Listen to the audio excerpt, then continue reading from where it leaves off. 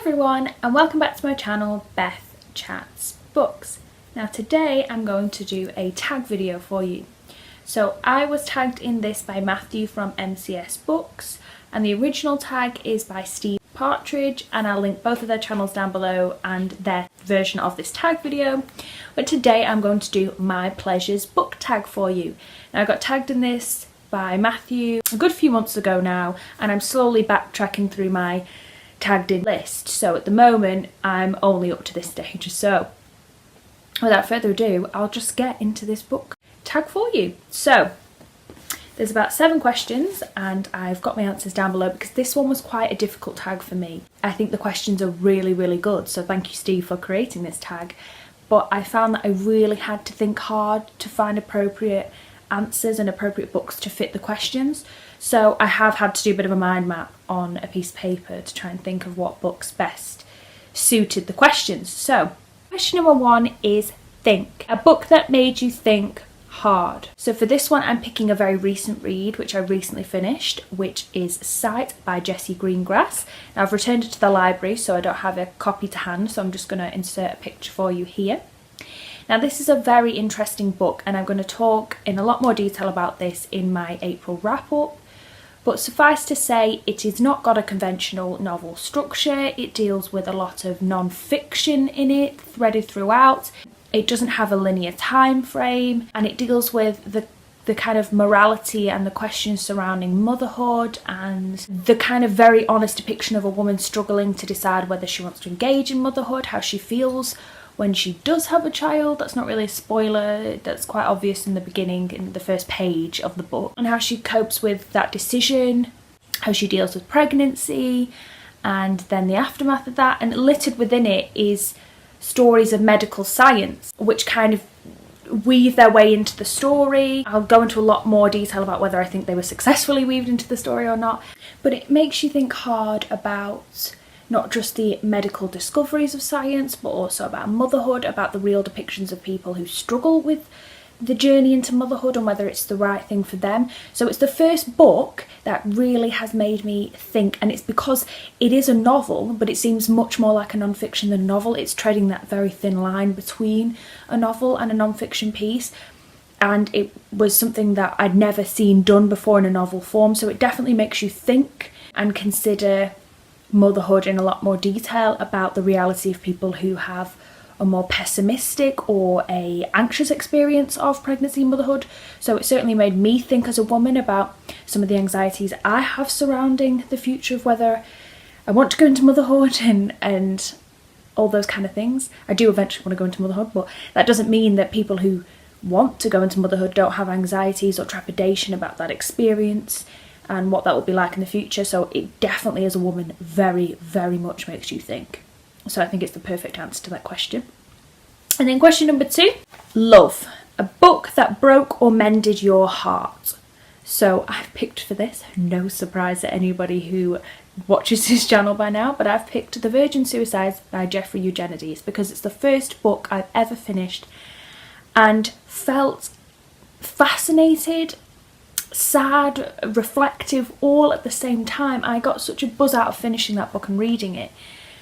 But it does break your heart, the situation with the sisters and how it slowly progresses to a period where their house is in a mess, their minds are in a mess. These boys are clinging on to this memory of people that have left. It's just hauntingly very sad, and that's the whole point of the book. The development of the book allows you to get to really know these characters from the boys' perspective, who don't really understand the mental health issues and the depression and the abuse that's happening in the home explicitly, but they do reference it, but they don't kind of understand what that means.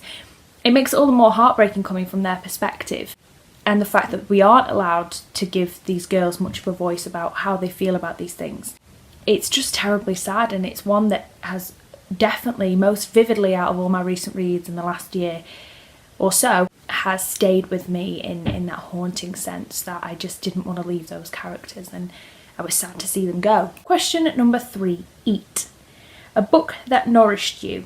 So for this one, I'm going to pick The Help by Catherine Stockett because it's just a very satisfying, lovely, warm read. Now I watched the film a good few years ago now, and it also has the same kind of aura and feeling that the book did, which I really like, which it's got a bit of kind of kick-ass feminist thread for women telling their story, which I also loved, but the stories of the ladies who were the help in the south of America during that time, it's very humble, it's warm, there's a lot of hardship, there's a lot of emotional abuse that these women suffer, but there's just this warm radiancy, a kind of atmosphere in that book that really makes you feel warm and cozy. I don't know how to describe it. Some books you can get a very cold aura and response from and an atmosphere in, and although this was a sad and difficult topic and it was very hard for these women to come forward and tell their story in this fictional world, there was always a humour and a camaraderie between the women who told their story and a bonding experience that made the story kind of worthwhile. So I'm going to pick that one.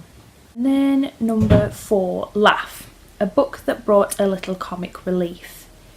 Now, I'm going to pick, which is a weird one for this one, I'm going to pick Nutshell by Ian McEwan, because that is a very bizarre book. The structure is strange. The narrator is a fetus inside his mother who hasn't yet been born, but it's hilarious. There's kind of this comedic element that this baby speaks with a very enhanced vocabulary and is observing all the goings on and has some very dry and funny things to say, even though the structure is of a adaptation of Hamlet, so it's kind of a revenge plot and it should be quite dark. His commentary every so often about his mother and his father's dynamic and the uncle is very on point, which I thought was hilarious because he's got higher upper echelon kind of voice, but from an unborn fetus it kind of proves quite funny but not necessarily ridiculous. It's this very fine line that Ian McEwan is writing where this whole thing could be farcical, but the way it's written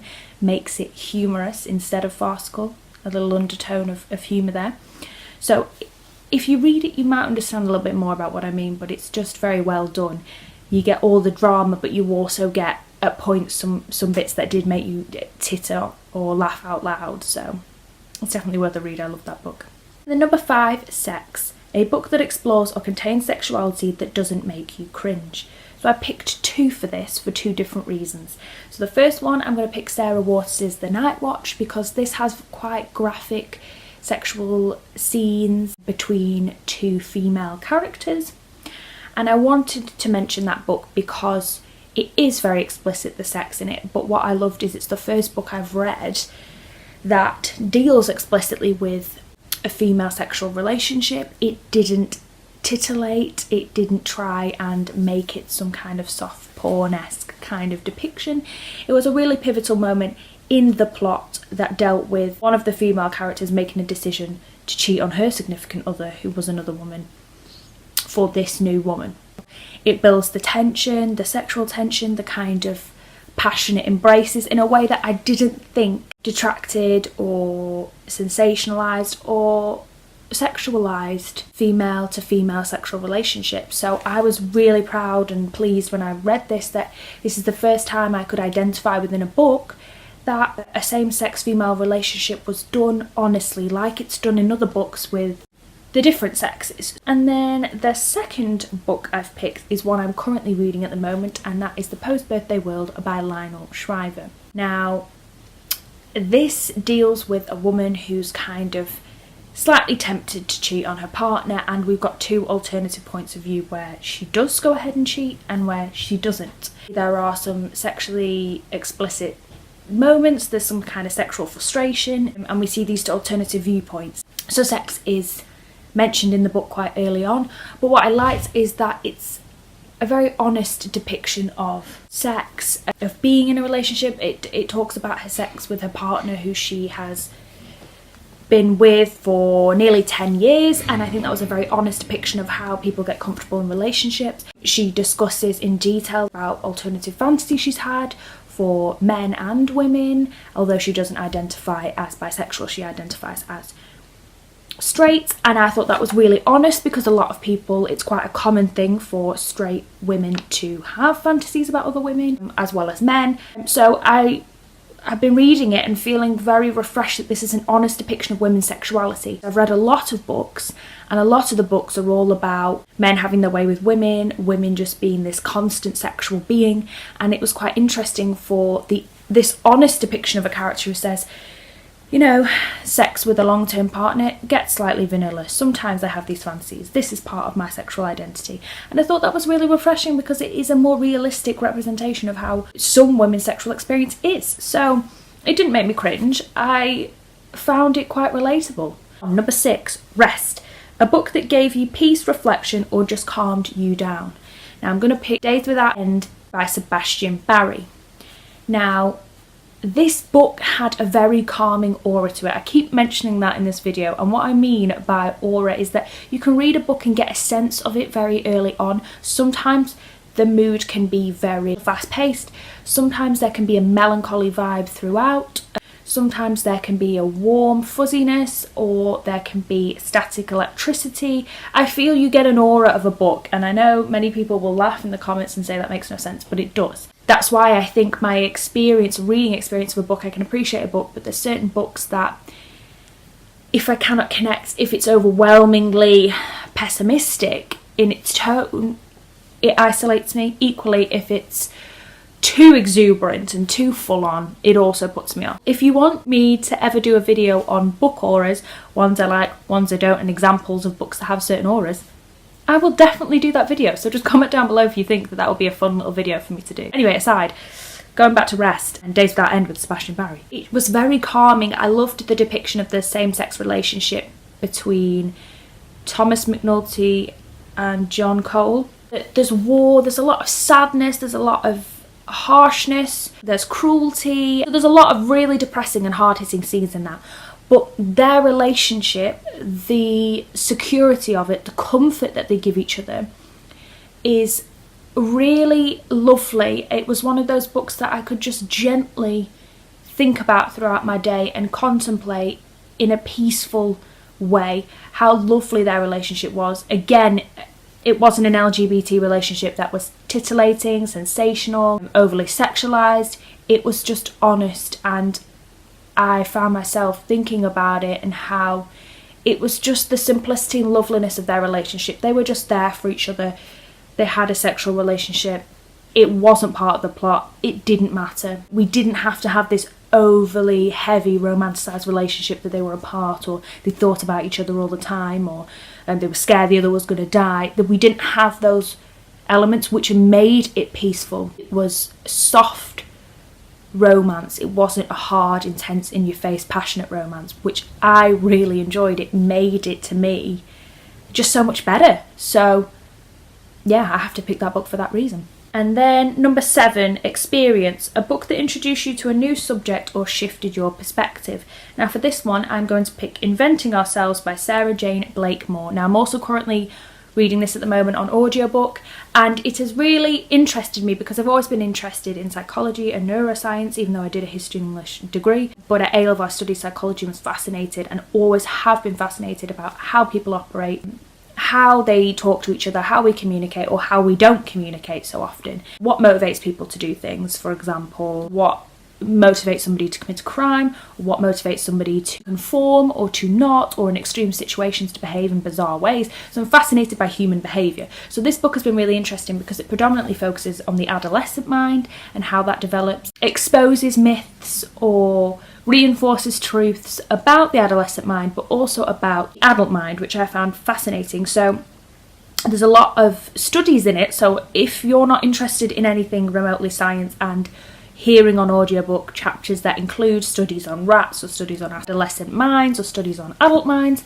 then it might be a bit tedious and boring for you, but I found some of the results fascinating. So, for example, there has been studies now to suggest that certain areas of our brain keep developing well into adult life and constantly remap and rechange. So our perception that the adult brain is fully developed at 21 or 22 and all areas of it are fully developed is a myth.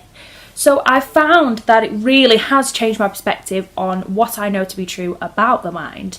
And if that sounds interesting to you, I definitely would recommend you go and check it out.